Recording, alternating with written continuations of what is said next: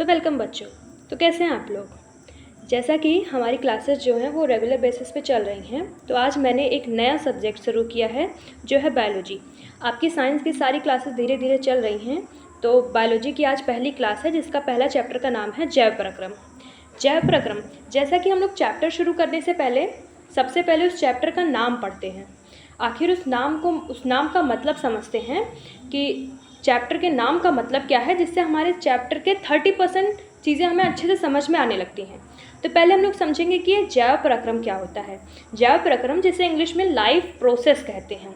देखो, the word process पे गौर करिएगा। प्रोसेस पर, प्रोसेस मतलब क्या होता है, कोई चीज़ चलती रहती है ना, उसी को बोलते हैं प्रोसेस। आपका जो फ़ोन है वो प्रोसेस करता है, या कोई भी जो काम चल रहा हो वही होती है प्रोसेस। जैव मतलब क्या होता है, जैव मतलब आप लोगों ने सुना होगा, सभी जीव जंतु, पेड़ पौधे, ये सब जैव में आते हैं। और अजैव वे होते हैं जिनके अंदर जान नहीं होती है। लेकिन हमारे चैप्टर में है जैव प्रक्रम। जैव मतलब जीव जंतु, पेड़ पौधे, प्रक्रम मतलब प्रक्रिया। जैव प्रक्रम, इसका मतलब होता है कि जीवों का उनके पूरे जीवन में जो जो घटनाएं होती हैं, जो क्रियाएं होती हैं, उसको कहते हैं जैव प्रक्रम। हमारे इस चैप्टर की पहली हेडिंग है पोषण। देखिए, पोषण, जिसको इंग्लिश में न्यूट्रिशन बोलते हैं। देखिए, मैंने अच्छे से लिखा है ताकि आप लोग भी इस तरह से अपने पेपर में लिखेंगे पोषण, उसके बाद न्यूट्रिशन की उसकी इंग्लिश लिखेंगे, तो काफ़ी अच्छा इंप्रेशन पड़ेगा एग्जामिनर के ऊपर। इससे आपकी हेडिंग भी एक बहुत ही सुंदर वे में हो जाएगी। न्यूट्रिशन, इसका सबसे पहले हम लोग इसकी हेडिंग पढ़ते हैं, क्या लिखा है, डेफिनेशन पढ़ते हैं, क्या लिखा है। भोज्य पदार्थ में पाए जाने वाले वे रासायनिक पदार्थ जो हमारे शरीर को स्वस्थ रखने में सहायक हैं, पोषण कहलाते हैं। अरे, ये क्या भारी भरकम लैंग्वेज में लिख दी है, कोई बात नहीं, इसको हम आसान भाषा में समझते हैं।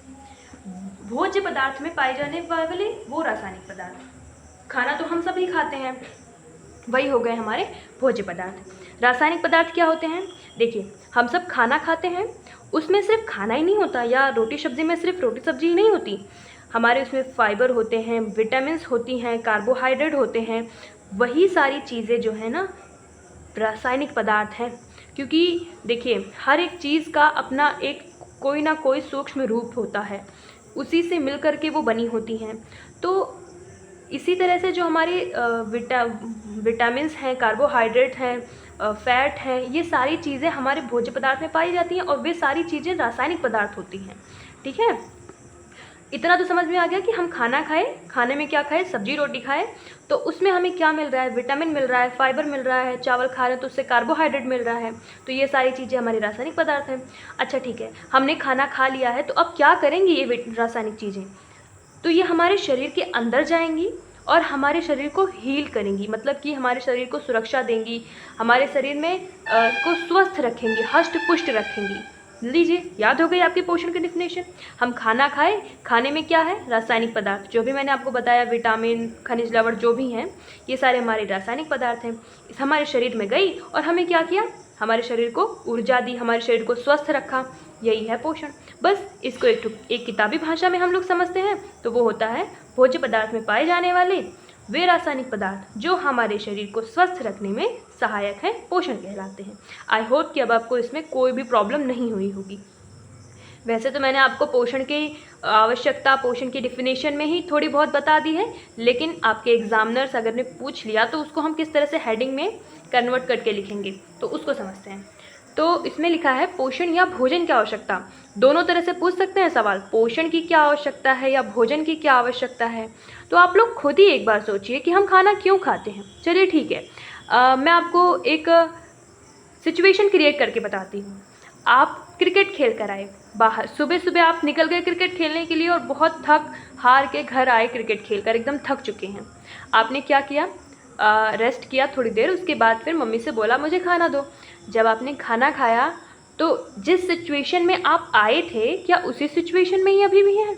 नहीं, अब आपके अंदर एनर्जी आ गई है, और वो एनर्जी कहाँ से मिली है, भोजन से मिली है।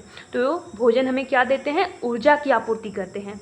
मतलब हमने क्रिकेट खेलकर अपनी ऊर्जा को लॉस कर दिया था और अब हमने खाना खाया तो हमारे अंदर ऊर्जा की आपूर्ति हो गई।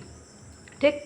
शरीर की वृद्धि, आप लोगों ने देखा होगा कि बहुत से ऐसे बच्चे होते हैं जिनको सही भोजन नहीं मिल पाता है या भोजन की कमी हो जाती है तो उनके शरीर का विकास नहीं होता है, या अगर शरीर का विकास हो भी जाता है तो शरीर में बहुत सी ऐसी कमियां रहती हैं जिससे कि उन्हें ज़िंदगी भर उलझना पड़ता है।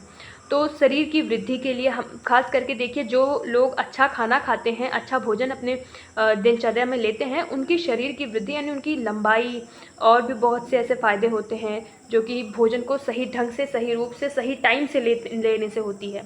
उसके बाद है शरीर में टूट फूट की मरम्मत। देखिए कभी कभी क्या होता है ना कि मान लीजिए आपने क्रिकेट खेला और क्रिकेट का जो बैट है वो आपके पैर में लग गया और आपके पैर से थोड़ा सा खून निकलने लगा, ज़्यादा नहीं, थोड़ी। अब मम्मी के डर से आपने वो चोट किसी को बताई भी नहीं। क्या हुआ, धीरे धीरे धीरे धीरे वो चोट अपने आप रिकवर होने लगी। लेकिन ऐसा हर बार नहीं होता। अगर आपको चोट ज़्यादा गंभीर लगी है तो अपने आप से रिकवर होने में बहुत समय लगता है और कभी कभी होता है कि हालात बिगड़ भी सकते हैं। लेकिन जब थोड़ी चोट लगती है तो क्या होती है, अपने आप हील हो जाती है, अपने आप सही हो जाती है ना आपकी चोट। तो ये सब किसकी वजह से होता है, भोजन की वजह से होता है। शरीर में टूटी फूटी की मरम्मत करना, शरीर में टूट फूट की मरम्मत करना। क्या टूटता फूटता है, शरीर किससे बना है, कोशिकाओं से बना है। तो शरीर में टूटी फूटी कोशिकाओं की मरम्मत करता है। जब शरीर हमारा कोशिकाओं से बना है, वो कुछ कट लग जाता है तो कोशिकाएं आघात होती हैं, तो इन्हीं कोशिकाओं की मरम्मत करता है। रोगों से सुरक्षा, देखिए अब जैसे कि सीज़न आता है कि बच्चे बहुत बीमार पड़ने लगते हैं, सर्दी जुकाम ये सब होने लगते हैं ना, तो क्या होता है ना, भोजन में ऊर्जा होती है, वो रोग प्रतिरोधक क्षमता विकसित करती है। रोग प्रतिरोधक क्षमता क्या होती है, हमारे शरीर में एक ऐसा रोग प्रतिरोधक क्षमता, इम्यूनिटी सिस्टम होता है। वो सिस्टम रोगों से लड़ने के लिए वो क्षमता हमारे शरीर में खुद ब खुद डेवलप कर देती है और ये गॉड गिफ्टेड है। ठीक है। और कभी कभी क्या होता है ना कि ये हमारे इम्यूनिटी सिस्टम वीक हो जाते हैं, कभी कुछ ज़्यादा ही है आघात जीवाणु जब शरीर में आ जाते हैं तो हम ऊपर से कुछ एंटीबायोटिक ले लेते हैं या कोई सिरप वगैरह पीते हैं जिससे रोग प्रतिरोधक क्षमता बढ़ती है। च्यवनप्राश खाते हैं, जी आप लोगों ने खाया होगा। तो उससे क्या होती है, रोगों में सुरक्षा होती है। अच्छा ठीक है, हमने इतना समझ लिया। अब हम लोग ये समझेंगे कि आखिर पोषण कितने तरह के होते हैं, पोषण कितने तरह से हमें मिल सकता है, या जो जीव होते हैं वो कितने तरह से पोषण लेते हैं। तो पोषण जो है ना वो 2 तरह से होता है। देखिए मैंने आपको बहुत शॉर्ट वे में करके बताया है, डायग्राम के थ्रू समझाने की कोशिश की है, आप लोग अच्छे से समझेंगे। पोषण 2 प्रकार के होते हैं, एक होता है स्वपोषी पोषण, दूसरा होता है विषमपोषी पोषण। नाम से समझ में आ रहा है, स्वपोषी, स्वपोषी यानी कि स्व मतलब होता है स्वयं, पोषी मतलब होता है पोषण, यानी कि वे जीव या फिर जीव नहीं, वो पौधे ही, सिर्फ एकमात्र पौधे ही हैं जो कि स्वपोषी होते हैं। क्यों? क्योंकि वे अपना भोजन स्वयं बनाते हैं, वे भोजन संश्लेषित करते हैं। संश्लेषित मतलब क्या होता है कि वो भोजन को खुद बनाते हैं, भोजन को संश्लेषित करते हैं। वही दूसरी ओर विषमपोषी क्या होता है, विषमपोषी मतलब इसको हम परजीवी बोल सकते हैं, परपोषी भी बोल सकते हैं, जो अपने भोजन के लिए दूसरों पर निर्भर रहते हैं। और जैसे कि इसमें हम सब आते हैं, मतलब पौधों को छोड़कर बाकी सब आते हैं जो जीव जंतु होते हैं। देखिए जो उत्पादक पौधे जो है ना, ये उत्पादक हैं, ये भोजन बनाते हैं। ठीक। उपभोक्ता उस भोजन को खाते हैं। ठीक। उस भोजन को जो खाते हैं और उस भोजन को खाने वाले को जो खाता है वो होता है मांसाहारी। जो पौधे जो बना रहे हैं उसको जो खा रहा है वो होते हैं शाकाहारी। लेकिन जो पौधों को खा रहा है, उनको जो खा रहा है वो होते हैं मांसाहारी। आई होप आप लोग समझ गए होंगे। अच्छा, तो इतने पर ही बात नहीं टिकी। स्वपोषी पोषण को भी 2 भागों में बांटा है, एक होता है प्रकाश संश्लेषी, एक होता है रसायन संश्लेषी। अरे ये क्या है, कोई बात नहीं, समझते हैं। प्रकाश संश्लेषी क्या होता है, पौधे तथा जीवाणु क्लोरोफिल तथा प्रकाश की उपस्थिति में अपना भोजन बनाते हैं। अरे ये तो प्रकाश संश्लेषण के उदाहरण है। हाँ, ये प्रकाश संश्लेषण के उदाहरण है। तो अंतर क्या है, अंतर बस इसमें इतना है कि इसमें हमें पानी की ज़रूरत पड़ती है, इसमें हमें पानी की ज़रूरत नहीं पड़ती है। अच्छा, इसमें पानी की ज़रूरत पड़ती है, इसमें नहीं पड़ती, तो इसमें और किस चीज़ की ज़रूरत पड़ती है। रसायन संश्लेषी में पानी की जगह पे हमें रसायन की आवश्यकता पड़ती है। चलिए डिटेल में समझते हैं। जीवाणु, पौधे तथा जीवाणु क्लोरोफिल तथा प्रकाश की उपस्थिति में अपना भोजन बनाते हैं।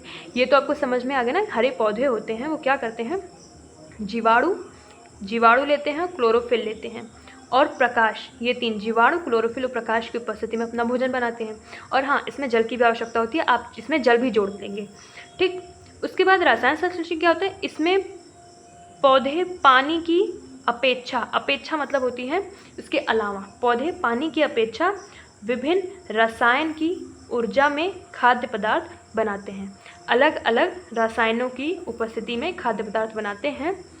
इसकी एक खास बात होती है जो आपके एमसीक्यू में पूछ सकता है, इसमें क्लोरोफिल अनुपस्थित होता है।